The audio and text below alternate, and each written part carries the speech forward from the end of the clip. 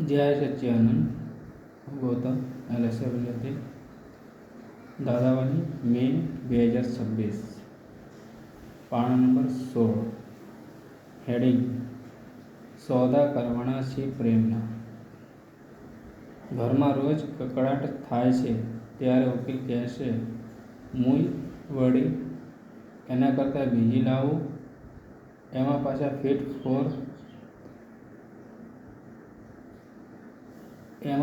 ટીટ four TET છે. આ પ્રેમના સોદા કરવાના છે ત્યાં આવું. સોદા શાના કરવાના છે? પ્રશ્ન કરતા. પ્રેમના. દાદાશ્રી: પ્રેમના ભલે આસક્તિમાં હોય પણ કોઈક પ્રેમ જેવું છે ને. એની ઉપર દ્વેષ તો નથી આવતો ને? મેં કહ્યું, આવું ના કરાય. તું તો એમ ભણેલી એટલે આવી તૈયારીઓ કરી રાખું છું. આ વર્ડ છે? હિન્દુસ્તાન ને પાકિસ્તાનનો વર્ડ છે આ કંઈ? અને જગતમાં એ જ કરી રહ્યા છે બધા. આ છોડીઓ બોડીઓ છોકરાઓ બધા એ જ. પછી બંનેનું જીવન બગડ્યું. પછી એને સમજણ પાડી બધી. ધોની જોડે આવી રીતે વર્તન કરવું જોઈએ. આવી રીતે એટલે બાકા થાય તો તું સીધી ચાલજે. એનું સમાધાન કરવું જોઈએ. ઉકેલ લાવવો જોઈએ. એની વાંચવાની તૈયારીમાં આપણે એકતા રાખવી જોઈએ. એ જુદું પાડે તોય આપણે એકતા રાખવી જોઈએ. એ જુદું પાડ કરે તોય કહેવું કે આપણે એક છીએ. કારણ કે આ બધી રિલેટિવ સગાઈઓ છે. એ ફાડી નાખે તો આપણે ફાડી નાખીએ તો છૂટી જાય કાલે સવારે. એટલે તત્કાલ આપી દેશે, તલાક આપી દેશે. ત્યારે કહે, મારે શું કરવાનું? મેં એને સમજણ પાડી. એને મૂડ જોઈને ચાલવાનું કહ્યું. એનો મૂડ જોજે અને ત્યારે મૂડમાં ના હોય તો આપણે અંદર અલ્લાહનું નામ લીધા કરવું. અને મૂડ કરે એટલે આપણે એની જોડે વાતચીત ચાલુ કરવી. એ મૂડમાં ના હોય અને તું સડે કરો એટલે ભડકો થશે કંઈ. એને નિર્દોષ તારે જોવા. એ તને અવળો બોલે તોય તારે શાંતિ રાખવી. પ્રેમ સાચો હોવો જોઈએ. આસક્તિમાં તો 6-12 મહિનામાં પછી તૂટી જ જવાનું. પ્રેમ સહનશીલતા વાળો હોવો જોઈએ. એડજસ્ટેબલ હોવો જોઈએ.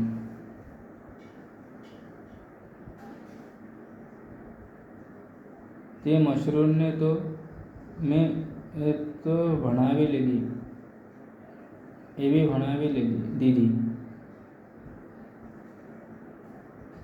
મેં કહ્યું, કશું નહીં.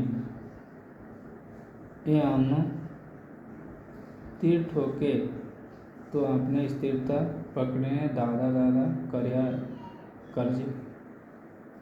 ફરી આમનું તીર ઠોકે તો સ્થિરતા પકડીને દાદા કરજે.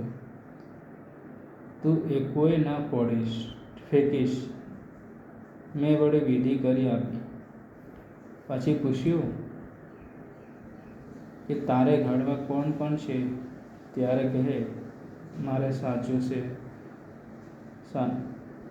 સાસુ જોડે તું કેમનું એડજસ્ટમેન્ટ લઈશ? તો કહે, એની જોડે હું પહોંચી વળીશ સાસુને. પણ પછી મેં એને સમજણ પાડીને પછી કહે છે, હા દાદાજી, મને ગમી આ બધી વાત. ત્યારે તું આ પ્રમાણે કરજે તો તલાક ના આપે ને સાસુ જોડે અડાગે પડે. એને પાછી એક શ્રીફળની માળા લાવી હતી. તે માળા મને પહેરાવી. મેં કહ્યું, આ માળા તું લઈ જજે ને તે આગળ મૂકી રાખજે. એણે માળાના દર્શન કરીને પછી આ તારો વ્યવહાર ચલાવજે.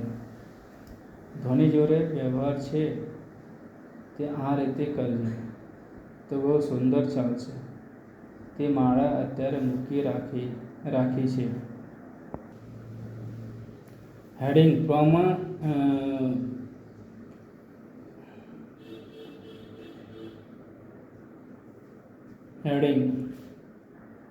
પ્રપંચથી તૂટે ચારિત્ર્યબળ. એને ચારિત્ર્યબળની વાત કરેલી. એ ધણી ગમે તે બોલે, ગમે એવું તને કરે, તો તે ઘડીએ તું મૌન પકડો અને શાંત ભાવે જોયા કરો, તો તારામાં ચારિત્ર્યબળ ઉત્પન્ન થશે અને એનો પ્રભાવ પડશે એના ઉપર. લાયર હોય તોય. પાના નંબર 17. એ ગમે તેવો વળે તો તું દાદાનું નામ લેજે અને સ્થિર રહેજે. એને મનમાં એમ થશે કે આ કેવી છે, આ તો હારતી જ નથી. પછી એ હારે. એને કર્યું પણ એવું. છોકરી એવી હતી. દાદા જેવા શીખવાડનાર મળે તો પછી શું રહ્યું હવે? નહીં તો એડજસ્ટમેન્ટ આવું હતું પહેલું. રશિયા ને અમેરિકા જેવું. તરત ત્યાં બટન દાબતાની સાથે સર્ગે બધું હરહરાટ. આ તો કોઈ માનસાઈ છે? શેના માટે ડરો છો? શેના માટે જીવન હોય? સંજોગો જ એવા છે તે. હવે આ શું કરે તે? સંજોગો એવા છે પાછા. એને આ જીતવાની તૈયારી કરે છે ને તે ચારિત્ર્યબળ લૂઝ થઈ જાય. અમે કોઈ જાતની તૈયારી ના કરીએ. બાકી ચારિત્ર્યને વાપરવું એને અમે તૈયારી કહો છો. પણ એનાથી તમારામાં જે ચારિત્ર્યબળ છે એ લૂઝ થઈ જાય છે. અને જો ચારિત્ર્યબળ ખલ્લાસ થઈ જશે તો ત્યાં તારા ધણી આગળ તારી કિંમત જ નહીં રહે. એટલે એ વાયને સારી સમજ પડી ગઈ. એટલે મને કહે છે કે દાદાજી, હવે હું કોઈ દાડોય હારીશ નહીં, આવી ગેરંટી આપું છું. આપની સામે કોઈ પ્રપંચ કરતું હોય ને એમાં સામે તૈયારી કરીએ ને તો આપણું ચારિત્ર્યબળ તૂટી જાય. એ ગમે એટલા પ્રપંચ કરે તો પોતાના પ્રપંચથી પોતે જ ફસાય છે. પણ જો તમે છે તે તૈયારી કરવા જશો તો તમે જ એના પ્રપંચમાં ફસાશો. અમારા સામું તો બધા લોકોએ પ્રપંચ કરેલા, પણ એ પ્રપંચીઓ ફસાયેલા. કારણ કે એમના કશુંય ઘણીવાર વિચાર ના આવે. નહીં તો તૈયારી કરવાના વિચાર આવે ને તોય આપણું ચારિત્ર્યબળ તૂટી જાય. શીલવાનપણું તૂટી જાય. હેડિંગ. શીલ ક્યારે ઉત્પન્ન થાય? શીલવાન એટલે શું? એ ગાળો દેવા આવ્યો હોય ને તે અહીં આવે ને બેસી રહે. આપણે કહીએ કે કંઈક બોલો ને, પણ એનાથી અક્ષરે બોલાય નહીં. એ શીલનો પ્રભાવ. એટલે આપણે તૈયારી કરીએ ને તે શીલ તૂટી જાય.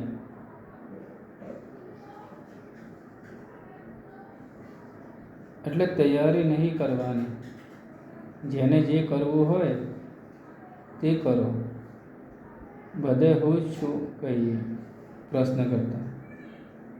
પણ એ આપણે ખેંચી જવાના પ્રયત્ન થતા હોય તો દાદાશ્રી એ ગમે તે ખેંચી જવાનો કરે પણ આપણે નથી ખેંચાવવું તો એ ગમે તે કરે ને એનું કશું ચાલવાનું નથી. પ્રશ્નકર્તા પણ એ નથી ખેંચાવવું એટલા સંકલ્પમાં તો રહેવું જ પડે ને દાદાશ્રી. નહીં, એ નથી ખેંચાવવું, એ આપણે આપના સ્વાધીન જ રહેવું. પ્રશ્નકર્તા એટલે આપણી સહજ સ્થિતિમાં જ રહેવું દાદાશ્રી. હા, સહજ સ્થિતિમાં જ રહે અને સંયોગવશાત જવું પડે, આવું કોઈ ખેંચાવવું પડે તો ફરી એ બાબતમાં આપણે લપ્પન છપ્પન નહીં રાખવાની. પ્રશ્નકર્તા તન્માયકાર ના થવું દાદાશ્રી. એમાં બિલકુલ તન્માયકાર નહીં થવાનું. પહેલું શીલવાન પણ ઉત્પન્ન થવા દો. આ જ્ઞાન આપ્યા પછી માણસ દાડે દાડે શીલવાન થતો જાય. જેને આ બહાર પ્રભાવશાળી કહે છે એ તો બહુ નાની વસ્તુ છે. એ તો આ બહારના માણસોને હોય છે. પણ શીલવાનપણું તો ભગવાન આગળ પોતાની ઇન્ફિરિયરિટી કોમ્પ્લેક્સ ના લાગે. અને જેને ભગવાન આગળ ઇન્ફિરિયરિટી કોમ્પ્લેક્સ ના લાગે તો પછી આ મનુષ્ય આગળ તો ના જ લાગે ને. શીલવાન શીલ તો બધી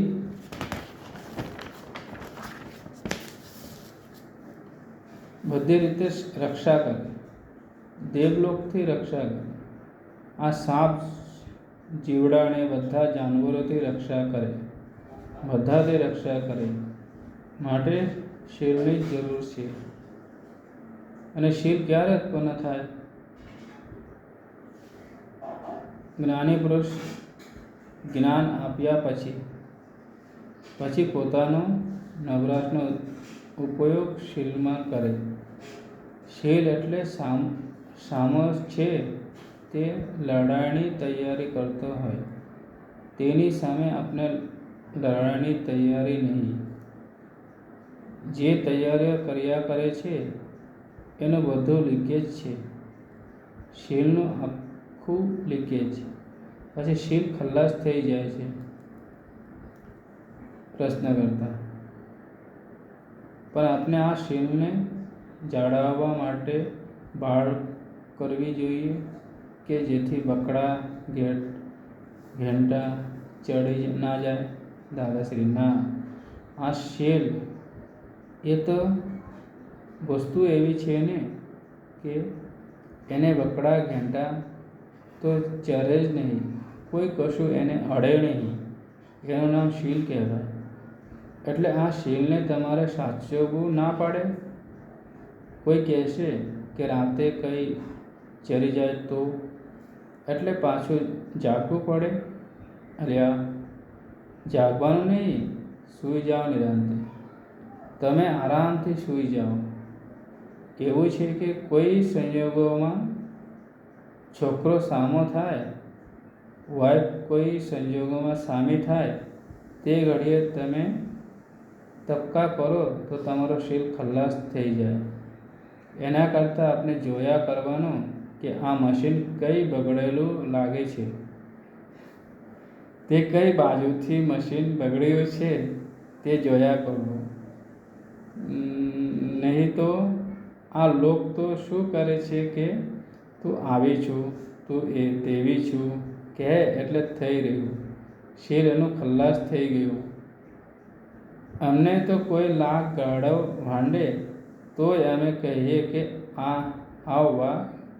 ત્યારે કોઈ કહેશે કે છોકરો સામો થાય છે તો અત્યારથી ડરાવીએ નહીં, તો પછી એ વધારે સામો થશે. ના, એ ડરાવવાથી તો તમારું શીલવાનપણું તૂટતું જશે ને તમારે નિર્બળતાઓ વધતી જશે અને છોકરો ચરી બેસશે. એટલે તમે જો એને ડરાવશો નહીં અને તમે સહન કરીને સાંભળી લેશો તો તો ધીમે ધીમે એ ટર્ન આઉટ થઈ જશે. એ આ શેલનો પ્રભાવને લીધે. બાકી આ નહીં જાણવાથી તો લોક બિચારા માર ખાય છે. પ્રપંચની સામુ તૈયારી કરવા માટે આપણે નવા પ્રપંચ ઊભા કરવા પડે અને પછી આપણે સ્લીપ થઈ જઈએ. આપણી પાસે એ હથિયાર જ નથી ને. હવે એ હથિયાર આપણી પાસે નથી. એની પાસે એ હથિયાર છે તો એ ભલે કરે ને, છતાં એ વ્યવસ્થિત છે ને. પણ તોય એનો હથિયાર એને ભાગે એવું વ્યવસ્થિત છે.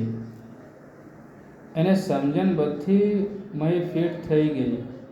દાદાજીએ ડ્રોઈંગ કરીને આપ્યું. મને કહે છે, આવું ડ્રોઈંગ કહેવા માંગો છો? મેં કહ્યું, હા, એવું ડ્રોઈંગ કહેવું પડે. પછી છોડીએ એના બાપાને. માને વાત કાઢી તો એના બાપા ડૉક્ટરને તે દર્શન કરવા આવ્યા. જો આમ તો દાદાજીને કઈ વાર લાગે છે મશરૂર આવવી જોઈએ. એ આગળ આવી ગઈ તો ઓપરેશન થઈ ગયું. હાર્ટ. જો કાયમ ત્યાં આગળ દાદાજી રોજ સાંભળે છે ને. જય સચ્ચિદાનંદ.